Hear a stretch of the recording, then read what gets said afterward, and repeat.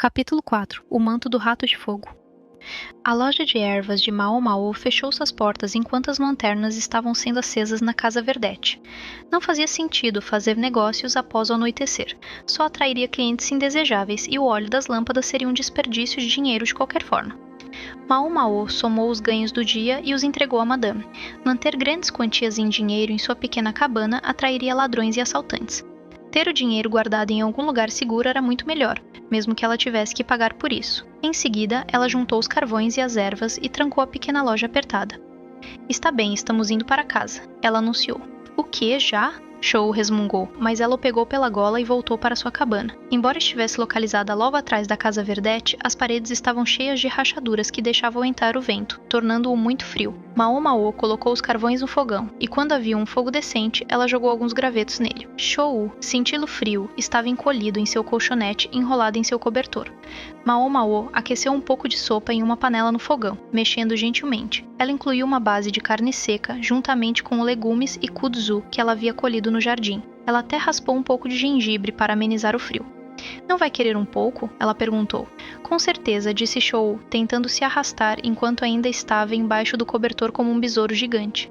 Mao Mao o cutucou com um nó, mas jogou uma jaqueta de algodão para ele em troca de tirar seu cobertor. Eu não me importaria com outra roupa de inverno, pensou Mao Mao. Ela estava sendo bastante compensada por educar Shou, mas não tinha a intenção de desperdiçar o dinheiro. Shou poderia resmungar, mas enquanto Mao Mao fosse a que estava recebendo o dinheiro, a lição que ele receberia seria: quem não trabalha, não come. Ela serviu um pouco de sopa em uma tigela lascada e entregou a Shou, que estava sentado em uma cadeira com os joelhos para cima e a bebia lentamente. Tem que ter mais carne, ele disse. Se quer carne, vá ganhar o dinheiro para isso, Mao Mao disse. Então ela deu um gole na sopa.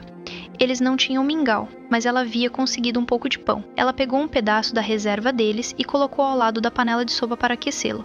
Em seguida, ela o partiu ao meio e colocou alguns legumes cozidos dentro. Ela não achou que o pão tinha um gosto particularmente bom, talvez por conta da má colheita do ano passado. Uma safra ruim levava a grãos de qualidade inferior, talvez. Você tem dinheiro, né, Sardenta? Por que não compramos comida decente, então?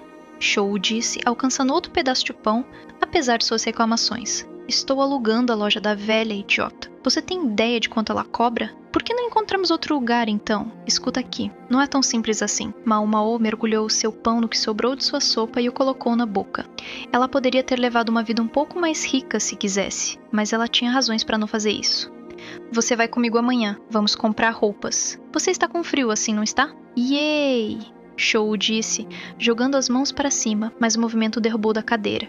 Sua paralisia o deixou incapaz de se segurar, então ele caiu pateticamente no chão. Mao Mao o olhou por um momento, sua expressão serena, enquanto lavava sua tigela no balde de água. No dia seguinte, ela e Shou foram ao mercado, que se estendia pela grande avenida que cortava a capital de norte a sul. Quanto mais ao norte você ia, mais ricas se tornavam as lojas, enquanto a classe e a qualidade declinavam conforme você seguia para o sul. O distrito dos prazeres ficava ao sul da capital, então as primeiras barracas que encontraram nem sequer tinham toldos. Eram apenas mercadorias dispostas em esteiras de junco.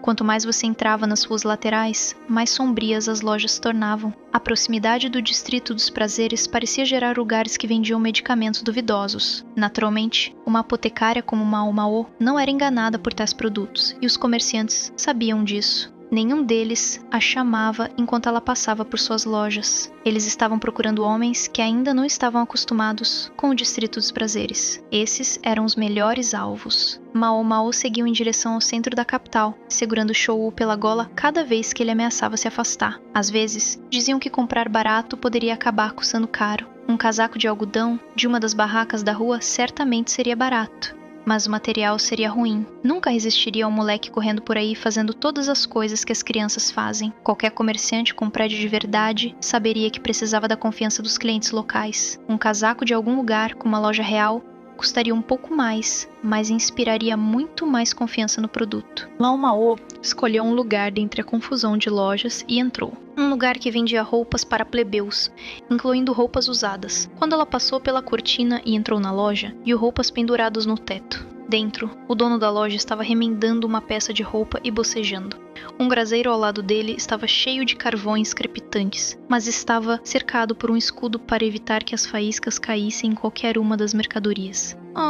Roupas usadas! Não seja exigente. Shou ainda era pequeno. Ele logo teria um surto de crescimento. Seria mais econômico comprar algo que não precisassem hesitar em substituir. Mau Mau estava procurando por um casaco acolchoado de criança quando algo chamou sua atenção. O que é isso? Shou, sempre atento, veio ver.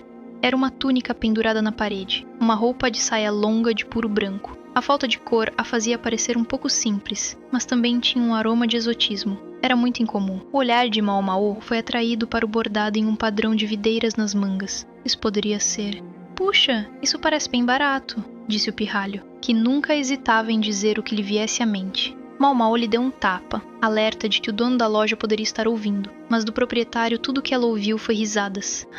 Você acha isso barato, rapazinho? E não é?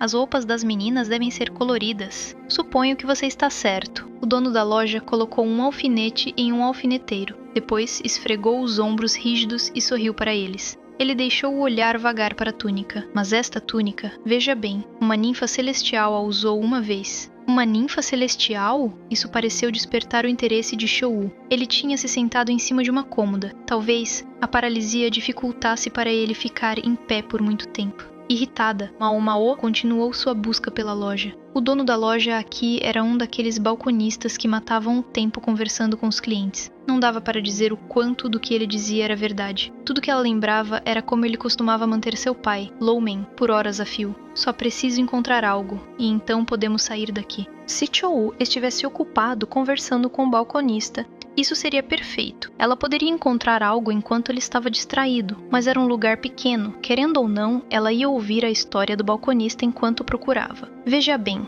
essa túnica veio para mim do oeste. Um morador de uma das vilas de lá ajudou uma garota que estava perdida na estrada. A garota era bastante bonita, e o morador se apaixonou perdidamente por ela. Ela era uma moça muito incomum, tinha a pele branca e cabelos dourados. Ela sabia fiar um fio que não era como nenhum outro, e com ele ela tecia várias túnicas para retribuir ao morador que a tinha ajudado. As túnicas eram bordadas com desenhos misteriosos e eram vendidas por várias vezes o valor de qualquer outro tecido. A garota insistiu que queria voltar para sua cidade natal, mas parecia não saber onde morava. Deve ter vindo de alguma terra distante, suponha. O morador a pediu em casamento e de novo, e finalmente ela decidiu aceitá-lo. Mas foi um momento ruim, pois logo em seguida, a família da garota chegou à vila, procurando por ela. Dava para perceber que era a família dela, porque tinham o mesmo tipo de cabelo e pele. O morador finalmente havia conseguido que a garota aceitasse sua proposta, no entanto, e não estava disposto a desistir dela. Então ele a escondeu, e toda a vila fingiu não saber de nada. A família da garota foi embora, mas estava desconfiada. O morador decidiu que era melhor se apressar e realizar o casamento e fazer a jovem sua noiva. Uma vez unidos em matrimônio, a família dela não seria mais sua família, entende? A jovem objetou, mas os moradores não lhe deram ouvidos. Ela foi obrigada a se banhar na fonte da vila para se purificar, e o casamento seria realizado imediatamente após isso. A garota chorou enquanto se lavava. Seu único conforto era que, para seu vestido de noiva, ela usava uma das túnicas que havia feito, uma lembrança de sua casa perdida. Você consegue imaginar a aflição que ela deve ter sentido? Mesmo enquanto estava em seu vestido de noiva, ela quase se afogou em lágrimas. Enquanto todos ao seu redor celebravam, a garota se aproximou do altar para fazer seus votos ao morador. No entanto, mesmo naquele momento, ela não conseguia esquecer sua família. Ela implorou ao homem que a devolvesse aos seus parentes. Ele recusou. E então, a garota se encharcou com um óleo próximo, pegou uma tocha e ateou fogo em si mesma. Ela correu em chamas, passando pelos moradores em pânico, até que mergulhou na fonte e desapareceu. Ela deixou para trás apenas um único pedaço de pano, o véu que estava usando. Da mulher em chamas em si não restou sinal. Os moradores especularam que talvez ela tivesse retornado ao céu. E ninguém de sua família foi visto novamente. Então os moradores concordaram. A garota e sua família tinham desaparecido de volta para o céu. E essa é a túnica que a ninfa estava usando, proclamou o dono da loja. Uau, disse Shou, devidamente impressionado. Apenas alguns minutos antes, ele havia ridicularizado a peça como barata, mas agora olhava para ela como se fosse uma joia cintilante. Enquanto isso, Mao Mao estava segurando uma sucessão de casacos nas costas de Shou, imaginando qual deles poderia servir melhor nele. Ela encontrou um com uma cor um tanto desagradável, mas que era do tamanho perfeito. Ei, Sardenta, este é um vestido incrível. Que tal comprarmos este? Os olhos de Shou brilhavam. O garoto tem um ponto, arriscou o dono da loja. Aquela ninfa celestial não era muito mais velha do que você, jovem senhora. Eu até mesmo vou dar um preço especial para você, já que vocês duas são tão parecidas. Boa tentativa, mas o ábaco que ele estava segurando sugeriu que o preço ainda estava cerca de um dígito a mais do que deveria. Mao Mao quase riu alto. Uma ninfa celestial, certo. Eu posso ver uma de verdade de graça.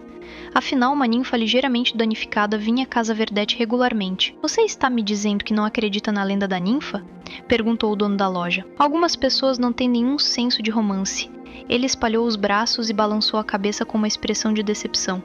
Sou eu quem deveria estar decepcionada, pensou Mao Mao. Não apenas ela já tinha visto uma ninfa celestial antes, ela já tinha visto uma desaparecer na água exatamente como na história. O espírito da lua também havia saído da água parecendo um rato encharcado e perguntando se ela planejava repetir a performance. Mas, pensando bem, tais visões deviam ser realmente raras.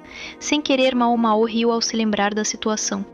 O mundo estava cheio de coisas estranhas, mas sempre tinha alguma explicação.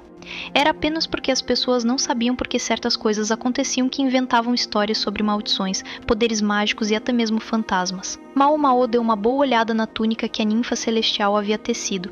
Posso tocá-la? Claro, apenas não o suje. Mao Mao sentiu a textura do tecido e estudou o bordado. Então ela sorriu. O senhor realmente acha que pode vender essa coisa por esse preço? O que te faz dizer isso? Claro que posso. E, no entanto, ele estava tentando empurrá-lo para Mao Mao. Se ele realmente acreditasse que a túnica havia sido usada por uma visitante genuína do céu, ele teria adicionado outro dígito ao preço. E se você pudesse vendê-lo por 10 vezes mais do que está pedindo? 10 vezes? Bem, eu certamente seria um comerciante feliz. Eu lhe daria tudo o que você está segurando, de graça. O balconista parecia estar brincando, mas Mao Mao disse, é mesmo? Você ouviu o homem, Shou? Eu ouvi, mas você não pode conseguir 10 vezes o preço por essa coisa. Pode? Você está fora de si, Sardenta. Até Shou estava zombando dela agora. Mao Mao franziu o senho e pegou um carvão do braseiro, com um par de rachis de metal. Vou pegar a túnica, e este carvão emprestado por alguns minutos, senhor. Ei, o que você está fazendo? Mao Mao tirou sua bolsa e a colocou em cima da cômoda. Tum. Era todo o dinheiro que ela tinha consigo. Mas deveria cobrir essa única túnica. O dono da loja parou de reclamar quando viu o dinheiro. Enquanto isso, Mao Mao pegou a túnica e o carvão e saiu para a rua. E então, ela jogou a peça no chão. Ei, hey! O dono da loja começou a gritar novamente, parecendo um pouco enlouquecido.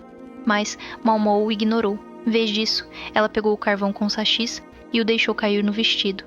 Ei, Sardenta, estou meio quente. Shou disse debaixo de várias camadas de casacos de algodão. Ela o tinha vestido demais, colocando casacos até que ele parecesse uma boneca daruma rechonchuda.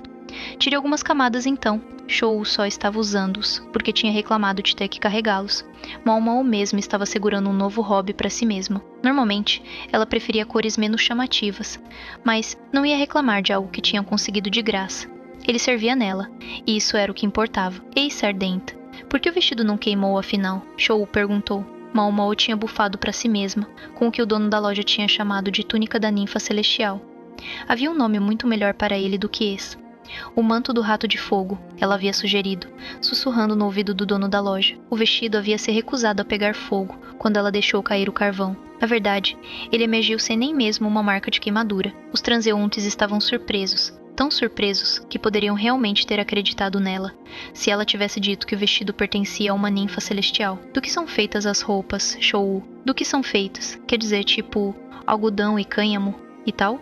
É só grama e fibras, e talvez às vezes insetos ou algo assim.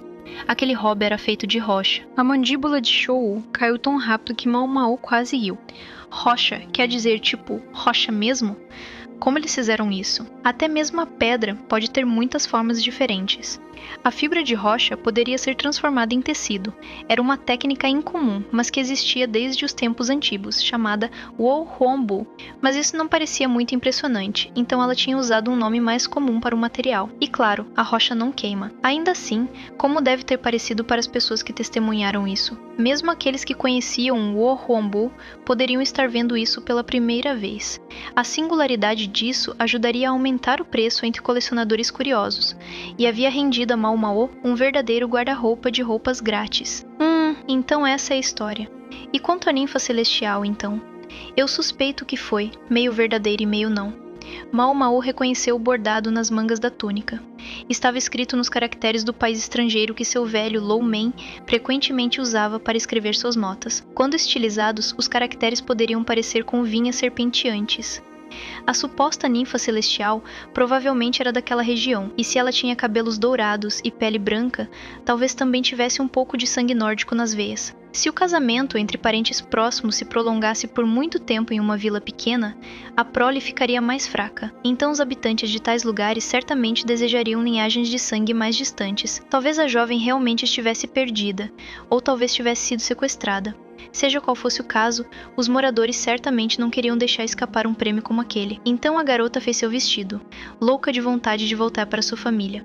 Ela tecia com um material incomum, fibra de rocha, e bordava com caracteres que os aldeões não conseguiam ler, uma mensagem secreta pedindo ajuda de sua terra natal. No dia do casamento, ela provavelmente estaria usando roupas íntimas encharcadas de água. Ela também teria molhado o cabelo, usando seu véu para esconder o fato. Você sabia que há uma maneira de evitar que uma tigela de madeira queime mesmo se você colocar fogo nela? Mau Mau disse. Você simplesmente enchia a tigela com água. Até que secasse completamente, a madeira não pegaria fogo, pelo menos enquanto o calor não ultrapassasse uma certa temperatura. Se a mulher usasse roupas íntimas molhadas sob um vestido de fibra de rocha, e se então colocasse uma peça mais inflamável por cima disso também, então tudo o que ela precisava fazer era pular na fonte antes de sofrer queimaduras. Se ela usasse os padrões na túnica para indicar como escapou, era provável que alguém a encontrasse mais tarde. É claro, ela não teria garantia de que daria certo, mas julgando pela história do dono da loja, ela havia conseguido. Em algum nível não era tão diferente da performance que haviam feito no banquete para os enviados no ano anterior.